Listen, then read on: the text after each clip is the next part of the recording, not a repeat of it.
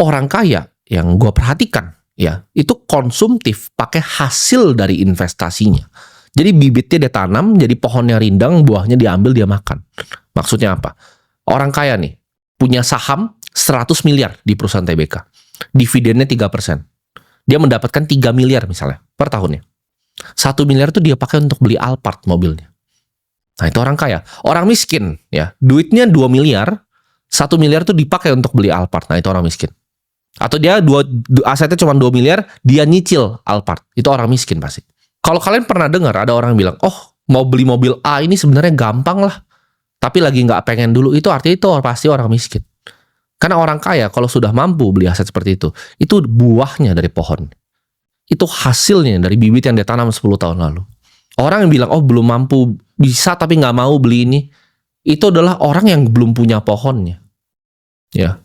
Orang yang udah punya pohonnya, buahnya tuh udah banyak. Dia bisa pakai buahnya, dia petik untuk dibagikan ke orang lain. Ya, petik buahnya pakai bangun sekolah. Petik buahnya lagi pakai bangun sekolah. Karena pohonnya udah ada, udah rindang. Orang miskin tuh gaya hidupnya meningkat terus ya. Jadi pendapatnya meningkat. 4 juta pertama, 6 juta, 8 juta, 10 juta.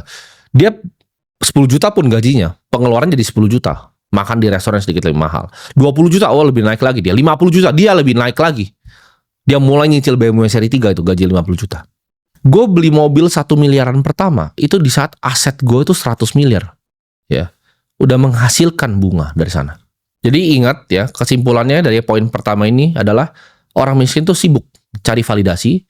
Orang kaya itu sibuk gimana caranya bikin pohon yang itu nanti sangat rindang, yang buahnya bisa dipakai untuk dirinya, bisa dipakai untuk keluarganya, bisa dikasih makan untuk anak-anaknya, dan bahkan bisa bermanfaat untuk orang lain.